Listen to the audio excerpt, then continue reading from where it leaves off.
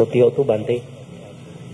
Ini ada titipan pertanyaan. Jadi saya lagi monitor juga. Ada yang bertanya di YouTube Bante. Yang pertama itu, apakah umat Buddha boleh sembahyang altar Dewa Saka atau Dewa Langit atau Dewa Bumi yang tujuannya adalah meminta rezeki, kemakmuran, kesehatan? Jika boleh, apakah ada nanti ditagi balas budi? Itu yang pertama. Yang kedua, jika belum ada altar dewa di rumah, apakah boleh dibuatkan altar tersebut? Dan bagaimana jika ternyata di altar tersebut adalah makhluk lain? Maksudnya bukan dewa yang kita sembayangin gitu loh, Bante. Ini pertanyaan dari yang dikirim salah satu karaka juga di YouTube, Bante.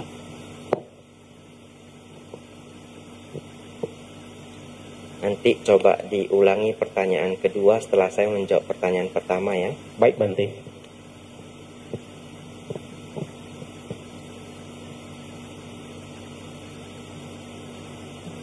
Apakah boleh sembahyang ke Dewa Saka ya, atau bahkan Dewa Langit ya? Mungkin juga termasuk dewa-dewa lainnya, untuk mengharapkan rezeki atau yang lainnya, dan apakah ada balasannya. Agama Buddha itu memiliki karakteristik, biasanya agama Buddha itu hampir tidak ada larangan. Agama Buddha itu mengajak kita untuk bijaksana. Biasanya hanya dijelaskan apa yang baik, apa yang tidak baik. Bahkan di bahasa 5 sila pun bukan dilarang membunuh, tetapi seseorang berlatih diri menghindari pembunuhan. Nah, jadi ketika pertanyaannya apakah agama Buddha melarang sembahyang ke para dewa? Ya, agama Buddha tidak memiliki kecenderungan melarang. Ya. Tetapi kembali di sini kita belajar bersama bahwa segala sesuatu itu ada sebab akibatnya. Kalau seseorang ingin sukses, ingin kaya, bagaimana caranya? Dan itu dijelaskan Sang Buddha juga bagaimana caranya. Ada di namanya Bhagya Pajasutta di Anguttara Nikaya. Di sana Sang Buddha menjelaskan secara singkat saja. Kalau seseorang ingin kaya, maka ia harus memiliki usaha yang rajin ya, usaha yang rajin yang tidak kenal henti. Usaha untuk menabung, usaha memiliki teman yang baik, berusaha untuk tidak menghamburkan hartanya di tempat yang salah, seperti minum minuman keras, prostitusi, teman yang buruk, dan keluyuran malam. Jadi itu diajarkan Sang Buddha. Kalau orang ingin kaya raya, ingin sejahtera, ini caranya. Bagaimana kalau seseorang ingin sehat? Kalau ingin sehat, salah satunya rawatlah sila pertama. Jangan membunuh makhluk hidup. Bagaimana ingin lebih sehat lagi? Boleh jalankan atas sila. Setelah jam 12, stop makan, hanya minum saja. Nah, mengurangi kalori itu sangat menyehatkan. Fasting ya, puasa. Dan di Kitagiri Sutta, Majjhima Nikaya 70, beliau menjelaskan bahwa tujuan dari tidak makan setelah tengah hari itu adalah agar tubuh menjadi sehat dan ringan. Jadi memang tujuan puasa dalam agama Buddha adalah untuk kesehatan dan tubuh yang ringan, yang tidak ngantuk-ngantuk. Karena kalau ngantuk-ngantuk tidak bisa bermeditasi. Jadi jelas sekali kalau seseorang ingin sehat, dia bisa jaga dirinya dengan sila pertama. Dia bisa, kalau ada waktu, ada kesempatan, dia berpuasa dan sebagainya. Jadi ajaran Buddha itu mengajak setiap orang untuk membangkitkan kebijaksanaannya, berpikir ulang. Kalau dia ingin sesuatu, cari sebab-sebabnya. Nah, oleh karena itu, kita tidak melarang seseorang untuk sembahyang ke dewa atau ke dewa saka. Tetapi alangkah baiknya ketika kita menjadi bijaksana, kita bahkan tidak meminta. Kalau kita ingin rezeki, kita tidak meminta. Kalau kita ingin kaya, kita tidak meminta. Kalau kita ingin sehat, tetapi kita memunculkan sebab-sebabnya. Secara otomatis akibatnya akan berbuah. Bapak Ibu kalau makan tidak perlu mengharapkan kenyang, betul ya? Kalau makan ya kenyang gitu. Hasilnya akan muncul. Tapi bagaimana kalau seseorang ingin di rumahnya itu ada dewa langit, ada berbagai altar dewa yang memang sudah ada di rumah, yang mana itu diwariskan oleh mungkin nenek, mungkin ibu. Boleh doakan saja agar para dewa dan semua makhluk itu berbahagia. Selesai. Begitu. Boleh kita. Ada dewa langit, ada dewa. Wah, di Medan banyak dewa ya. Silahkan Bapak Ibu ingin nancapkan dupa juga boleh. Apa doanya? Sabe sata bawantu sukitata. Wah, ini dewanya bingung. Ini butuh mikir sekarang ya. Gitu ya. Nah, doanya luar biasa. Semoga semua makhluk hidup berbahagia. Dewanya penasaran, dewanya ngikutin. Ini butuh mikir. Ibu tua kehoi lah gitu ya. Lebih kurang seperti itu. Jadi saya pikir kalau penjelasan tadi saya didengarkan dengan baik, itu menjawab pertanyaannya secara tidak langsung. Untuk penanyanya, kalau belum jelas, nanti selesai acara live ini didengarkan lagi diskusi damanya. Didengarkan beberapa kali juga tidak apa-apa, agar apa yang sudah dipahami bisa dihafal. Pertanyaan kedua. Jika belum ada altar dewa di rumah, apakah boleh dibuatkan altar tersebut? Tapi bagaimana jika ternyata yang di altar tersebut adalah makhluk yang lain, maksudnya bukan dewa gitu, Bante.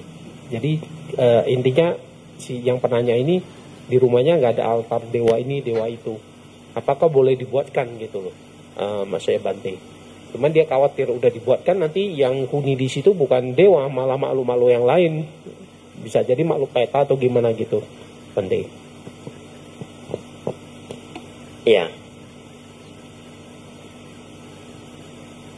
Sesungguhnya ada altar atau tidak ada altar itu bukanlah yang paling penting. Kalau seseorang ingin mengundang dewa datang ke rumahnya, praktekkanlah sila. Nanti sudah dibuat altar, bagus-bagus ya. Ternyata pemilik altarnya moralnya tidak baik, etikanya tidak baik gitu ya, tidak merawat sila, apalagi kalau hatinya itu tidak baik ya bahasa kasarnya hatinya jahat ya. Apakah dewa itu mau tinggal di sana? Oh, dewa ya lebih senang tinggal di surga. Dewanya datang, aduh hawa nih, cuy langgung bokong si aku pulang dia. Misalkan begitu ya. Lalu bagaimana agar seseorang itu bahkan bisa menarik perhatian dari para dewa? Seseorang itu bisa mempraktekkan sila. Dan ketika hari uposata menjalankan atas sila. Jadi dijelaskan oleh Sang Buddha, diajarkan oleh Sang Buddha, seseorang yang mempraktekkan atas sila di hari uposata sangat disenangi oleh para dewa. Bahkan ada dewa yang khusus untuk melihat hari uposata siapa saja yang uposata. Bagaimana kalau ingin membuat altar? Ya, kalau saran saya pribadi, agar apalagi yang khawatir nanti apakah makhluk lain yang menempati altarnya, buat saja altar Sang Buddha. Bisa meniru di sini. Ada altar Sang Buddha. Bahkan misalkan tidak disertai dengan Bante Sariputta, Bante Moggallana, nah juga tidak apa-apa. Cukup Sang Buddha. Kemudian ada waktu kita baca parita. Ya, saya pikir tidak adalah makhluk halus yang mau menempati rupang Sang Buddha. Dia juga memahami Sang Buddha itu guru agung yang memiliki kebajikan luar biasa. Saya pikir begitu.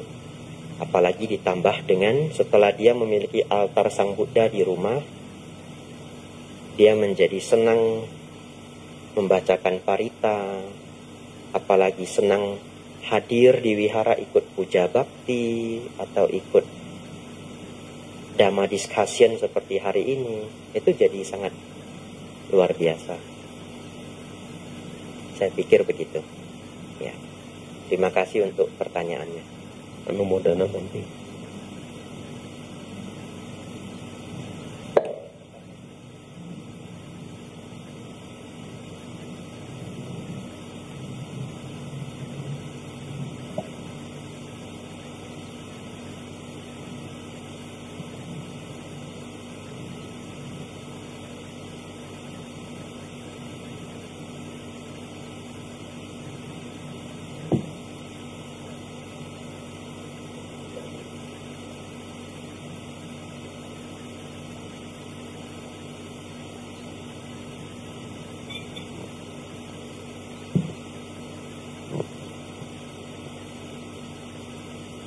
Bante, satu pertanyaan lagi Bante. Tadi tentang perenungan pancakanda dengan merenungkan anicca dukkha anatta. Anicca dukkha anatta.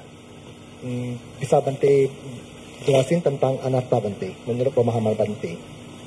Kan kadang setiap kita baca atau tanya ke setiap Bante beda-beda. Jadi Bante kasih penjelasan tentang anatta versi Bante. Nah, ya.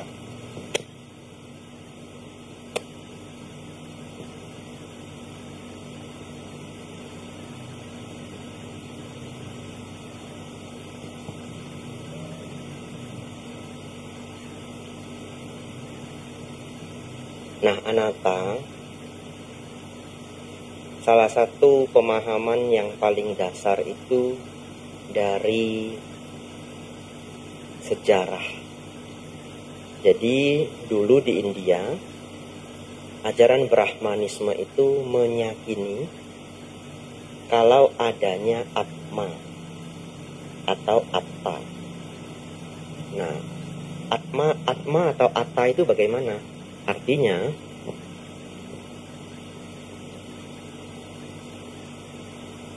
ketika seseorang itu mati, maka akan ada sesuatu di dalam tubuh kita yang kekal abadi, tidak berubah. Itu disebut Atta atau Atma. Sesuatu itu yang kemudian pergi melanjutkan kehidupan yang akan datang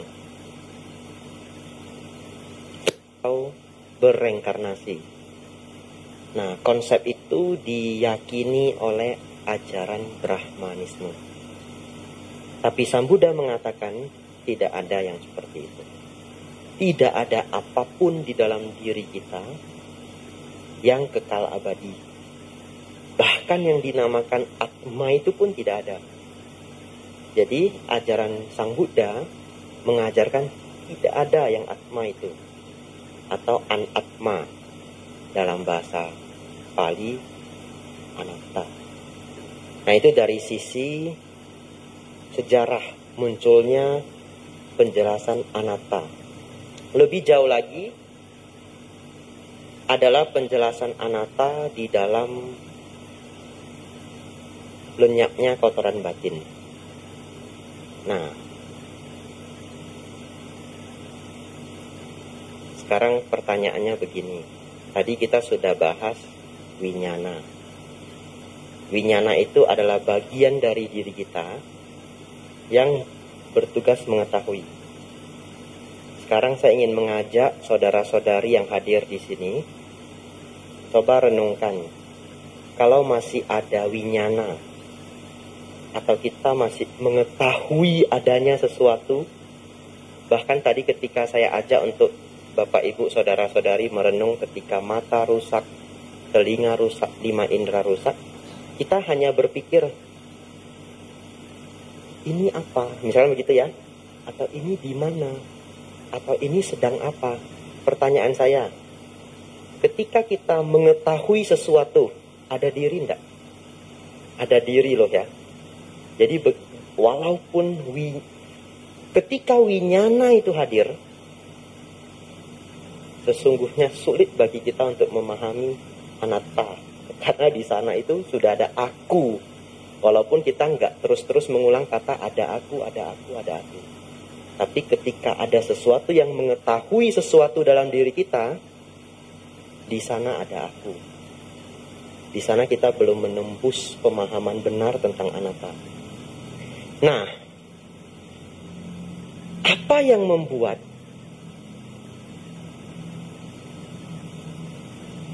diri kita itu masih muncul winyana? Ini memang sulit dibahas ya, jadi berkonsentrasi pelan-pelan. Apa yang menjadikan tetap munculnya winyana ini? Nah, yang menjadikan tetap munculnya winyana ini adalah asawa. Asawa adalah arus batin yang bocor, tidak terkendali. Jadi ada sesuatu dalam kesadaran itu bocor, tidak terkendali. Sesuatu itu diberi nama asawa. Selama asawa itu masih ada, selama kesadaran itu masih bocor, ada winyana. Nah, ketika seseorang bersamadhi, ia mencapai tingkat konsentrasi yang tinggi, biasanya digambarkan dalam ajaran Sambuddha, seseorang mencapai jhana keempat, ya, dengan konsentrasi dari yang lahir dari samadhi itu, seseorang atau yogi atau praktisi memahami asawa itu adalah bagaimana. Atau kita bisa mengatakan dengan vipassana, ya, melihat sesungguhnya bagaimana seluruh proses asawa itu. Nah, tentu yang saya ceritakan proses ini adalah pengalaman yang hadir dari samadhi, ya. Tidak saya jelaskan detailnya pun saya tidak tahu. Ini semua adalah proses yang terjadi di dalam samadhi. Nah, ketika seseorang memahami asawa ini dan dengan kemampuan samadhi ia melenyapkan asawa ini, maka lenyaplah seluruhnya, termasuk winyana. Nah, keadaan lenyapnya asawa atau arus batin yang bocor tadi itu, lenyapnya asawa ini kita sebut sebagai pencapaian nibbana. Dalam bahasa Pali kita sebut sebagai asawa kaya nyana. Asawa adalah arus batin yang bocor, kaya adalah lenyapnya, nyana adalah pengetahuan. Jadi ketika digabung asawa kaya nyana, pengetahuan, lenyapnya arus batin yang bocor, the uncontrolled mental outflow bahasa Inggrisnya. Nah, ketika batin yang bocor ini lenyap dalam keadaan nibbana, winyana lenyap. Dan ketika winyana lenyap, sang pengetahu lenyap. Diri pun lenyap. Jadi ketika seseorang mencapai asawa kaya nyana, di sanalah dia benar-benar paham anatta. Jadi kita yang berteori ini Kita tidak paham anatta yang sebenarnya. Tetapi ketika kita mencapai asawa kaya nyana, kita mengalami lenyapnya asawa. Maksudnya bagaimana mengalami? Begini. Kalau saya nanya Ko Susanto, Ko Susanto ngerti rasa gula enggak? Kita bukan ngerti, kita pernah mengalami rasa gula.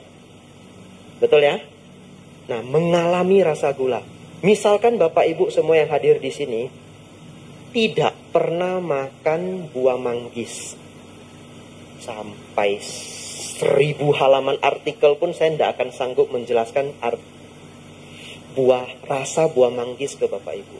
Saya hanya bisa, yang manggis itu ya, dia kan manis ya, kemudian lembut, ada asam-asamnya sedikit, kemudian teksturnya itu mirip-mirip melon yang sudah hampir busuk gitu, yang sudah lembut.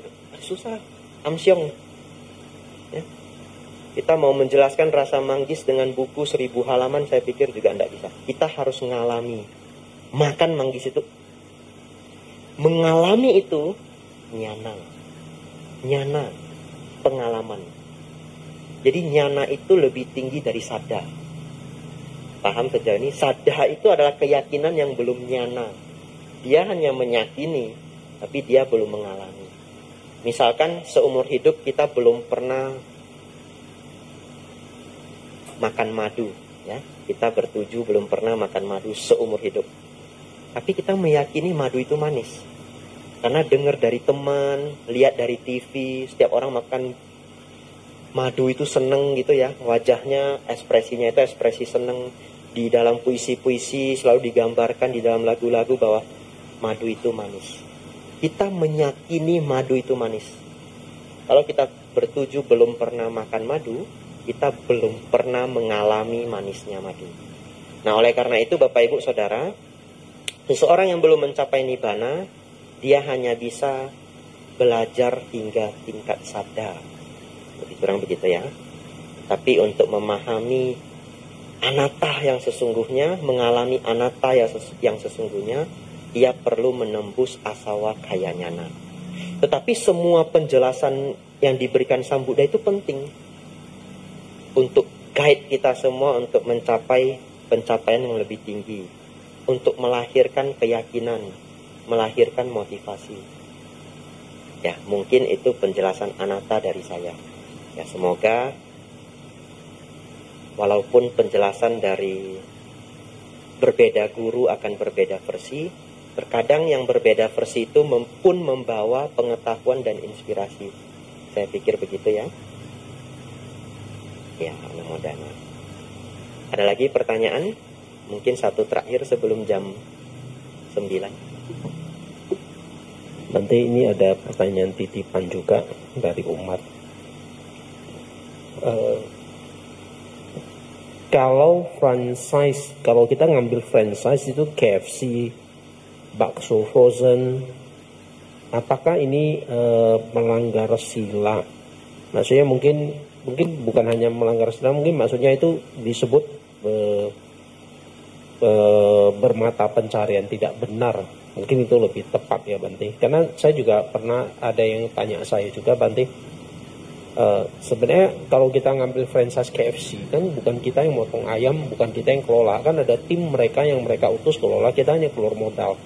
Tapi itu apakah termasuk mata pencarian tidak benar? Sementara kita tahu bahwa kan KFC itu juga menjual ayam yang dipotong dan mereka pesan gitu loh Bante. Nah, jadi apakah itu termasuk kalau di sini yang titipannya tanya pelanggaran sila.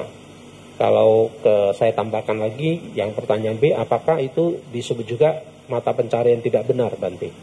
Nah, itu mungkin pertanyaannya Bante. Iya.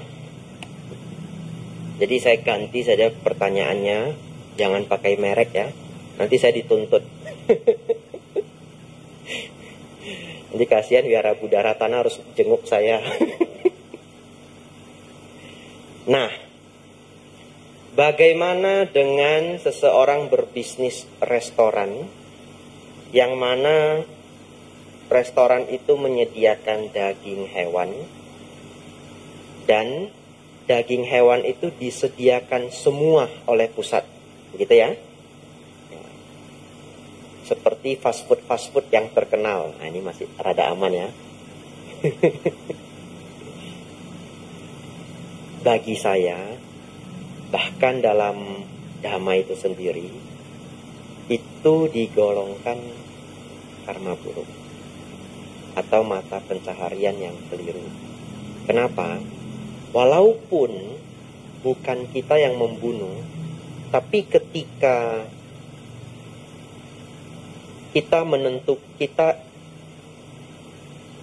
ikut dalam bisnis itu, kita tahu sudah begitu banyak ayam hidup yang masih antri untuk memenuhi pesanan besok. Dan ayam itu masih hidup. Walaupun nanti yang bunuh orang lain.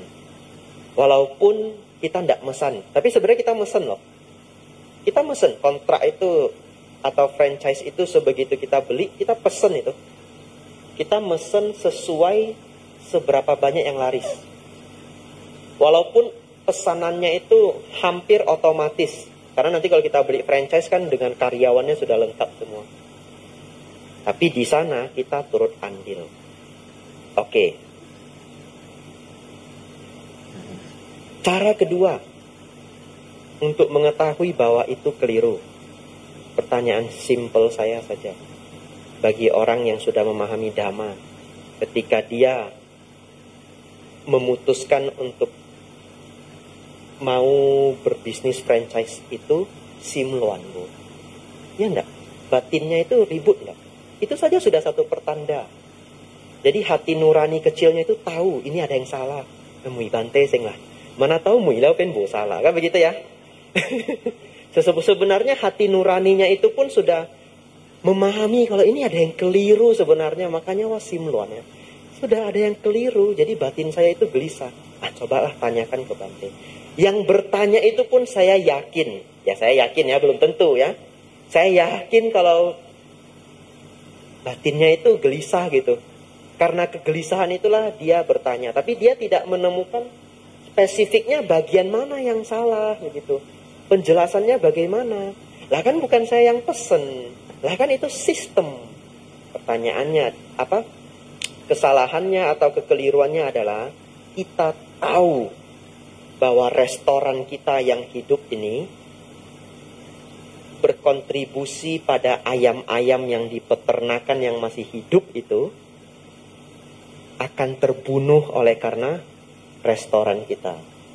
Mereka masih hidup, nanti akan dipotong lehernya ketika order kita masuk. Dan bahkan kita tahu kalau kita pasti ada order. Betul ya? Apalagi franchise-franchise terkenal, mereka sudah survei dulu. Kalau tempat itu tidak berpotensi, belum tentu mau dibangun franchise-nya. Ya, dengan penjelasan seperti itu, yaitu tergolong ke mata pencaharian yang salah. Tapi kalau kita hanya memberitahu salah tanpa memberi solusi juga mungkin tidak benar.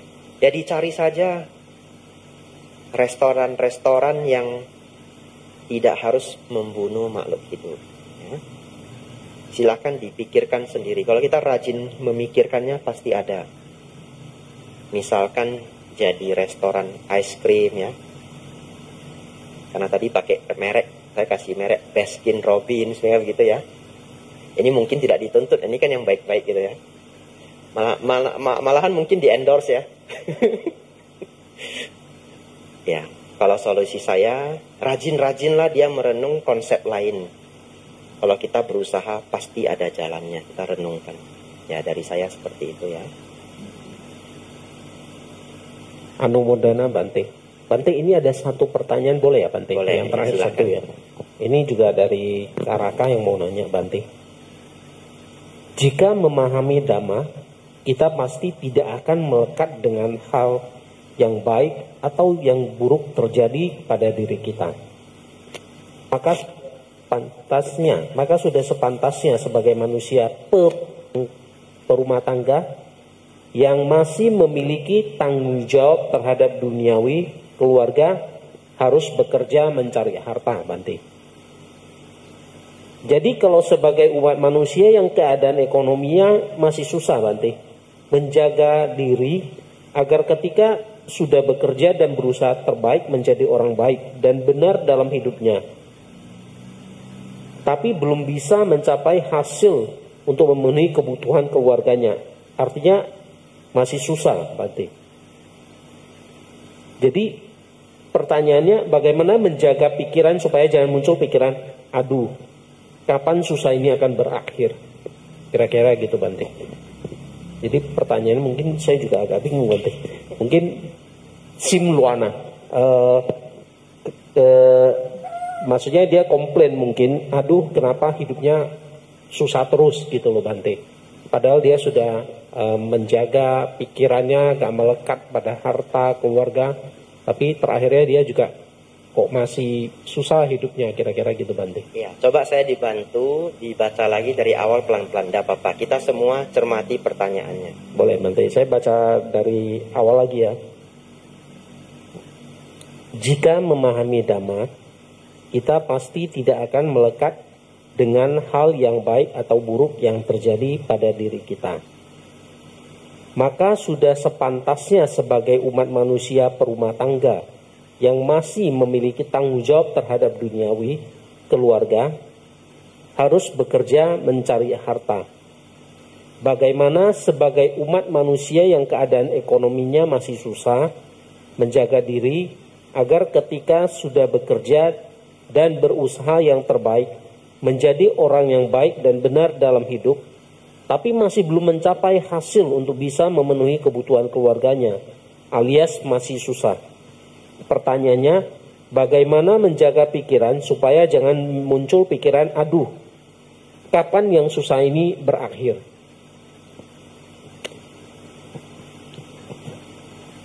Tadi ada kalimat bahwa seseorang itu pasti tidak melekat pada hal yang baik maupun hal yang buruk. Nah, di sana yang perlu saya koreksi. Bukan tidak melekat pada hal yang baik ataupun hal yang buruk. Kalau seseorang belum mencapai kesucian, pasti ada kemelekatan. Pasti. Tetapi yang kita latih adalah batin kita diusahakan tidak tergoyahkan apakah hal yang baik muncul ataupun hal yang buruk muncul. Apa itu tidak tergoyahkan?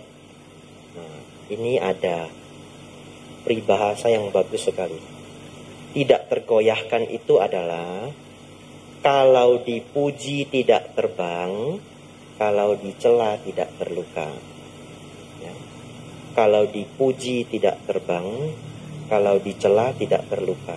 Jadi seseorang yang bisa batinnya itu tidak gampang tergoyahkan, dia dipuji seimbang saja, dia dicela seimbang saja. Sulit enggak? Sulit. Itu sulit. Itu sudah latihan dhamma tingkat advance sebenarnya, tapi bisa dilakukan. Ya. Jadi untuk penanya tadi, semoga dia tidak tergoyahkan apakah ketika karma baik berbuah ataupun karma buruk berbuah. Bagaimana prakteknya dalam keseharian? Misalkan di hari itu dia beruntung sekali, dia tidak terlalu senang sampai terhanyut. Kenapa? Kalau nanti seseorang terlalu hanyut dalam kesenangan ketika beruntung, ketika sial dia menjadi sangat sakit. Nah, jadi dalam praktek kesehariannya adalah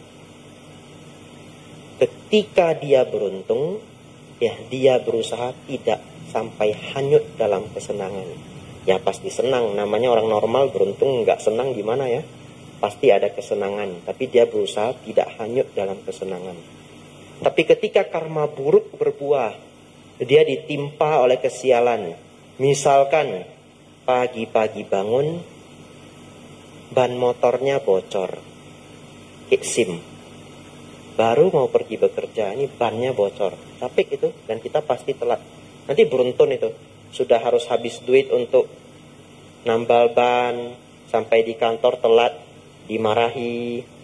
Kemudian kadang kalau bannya sudah bocor, mau bocor lagi, biasanya begitu.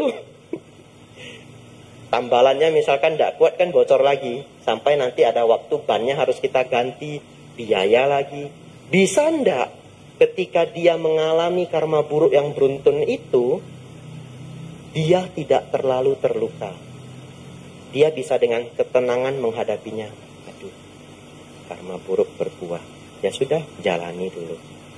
Itulah yang tadi digambarkan, tidak tergoyahkan. Apakah hal baik, pada hal baik maupun hal buruk. Bukan tidak melekat ya. Ini saya terpaksa koreksi sedikit bahasa dari penanya tadi. Bukan tidak melekat pada hal baik maupun hal buruk, tapi tidak tergoyahkan ketika karma baik berbuah ataupun karma buruk berbuah. Dan saya garis bawahi, itu sudah tingkat batin yang lumayan advance. Ya, kalau Bapak itu bisa mempraktekkan itu, satu apresiasi dari saya. Kemudian bagaimana agar tidak muncul pemikiran, aduh, kapan kesulitan ini akan berlalu?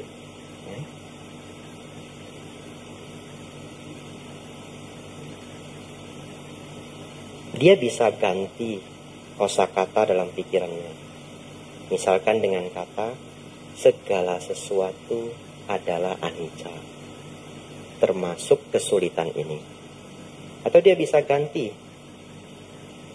bahwa segala sesuatu ini pun akan berlalu. Itu adalah kosakata dari Acan Bram ya. Dia boleh pakai itu. Ini pun akan berlalu. Dengan niat yang positif, dengan pemikiran yang positif, ini pun akan berlalu. Nah, jadi dia bisa ganti cara berpikirnya ke pola-pola yang lebih positif. Nah, yang bisa mengganti mindsetnya itu adalah dirinya sendiri. Ya, kita hanya bisa memberi advice, tapi yang bisa mengganti pesimistisnya dia itu adalah dirinya sendiri. Kalau saya menganjurkan penanya tadi itu, Bapak tadi, saudara-saudari yang bertanya tadi, untuk belajar setidaknya lebih baik dari hari kemarin. Ya. Terkadang ketika kita sudah sangat terpuruk, sangat sulit untuk keluar dari keterpurukan itu secara instan. Tapi dia harus punya pemikiran bahwa selama saya masih bertumbuh, saya berusaha menambah hal baik setiap harinya, pelan-pelan saya akan bangkit, pelan-pelan saya akan naik. Satu hari kesulitan itu pun berlalu, tapi lewat daya upaya. Misalkan setiap harinya dia bekerja dengan baik. Kalau di rumah ada pertikaian, dia berusaha untuk mengalah. Di rumah dia berusaha agar rumah itu harmonis. Ketika rumah menjadi harmonis, kalau orang Medan percaya, kalau di keluarga harmonis ucai. Itu keyakinan orang Medan. Kalau rumah harmonis ada rezeki. Sebenarnya sederhana. Ya, kalau rumah perang itu banyak biaya, kan simple.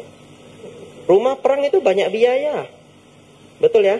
Ini istri sudah masak, ada sambal udang, ada sop bakso ikan. Suaminya nggak mau makan. Kan perang ya? Maijak lucu cai. Acau hijak sop kambing kau. Nah gitu. Ini perang itu banyak biaya. Apalagi kalau rumahnya lebih dari satu. Pulang dia ke rumah yang lain, begitu ya. Kan listrik double. Perang itu banyak biaya. Bagaimana ada cahaya, bagaimana bisa ada rezeki. Oleh karena itu, mengubah rezeki itu kita tidak hanya melihat dalam hal pekerjaan. Keluarga pelan-pelan dibuat menjadi harmonis. Karakter kita, mungkin dulu kita pemarah, pelan-pelan kita ubah pemarah kita menjadi lebih sabar. Karena kalau kita pemarah bagaimana jualan? Betul ya, pelanggan juga kabur. Dan itu semua kita perbaiki dengan dhamma. Jadi saya sangat menyarankan untuk penanya tadi tetap berjuang, senang mendengarkan dhamma. Dia bisa buka di YouTube, ada Bante Utamo, Bante Panyawaro, Asin Keminda. Banyak sekali sekarang dhamma-dhamma yang luar biasa di YouTube. Rajin dia dengarkan, ada Bante Santacito. Rajin dia dengarkan, terus berjuang untuk melakukan mata pencaharian yang sedang dilakukan. Kalau ada pertikaian-pertikaian, dia belajar untuk mengharmonisasikan pertikaian itu. Karakter itu diubah menjadi lebih baik, kemarahan dikurangi, kegelisahan dikurangi, ego dikurangi. Ego itu sulit untuk dikurangi. Ego dikurangi, dan hal-hal lainnya. Pelan-pelan dia akan lebih maju, lebih maju, lebih maju. Jadi tidak ada pemikiran, aduh, kapan kesulitan ini akan berlalu. Tidak. Tetapi dengan semangat, saya akan bangkit step by step. Pasti satu hari saya akan bangkit. Saya perbaiki apa yang bisa saya perbaiki, sedikit demi sedikit. Ya, itu mungkin motivasi dari saya, semangat untuk penanya tadi.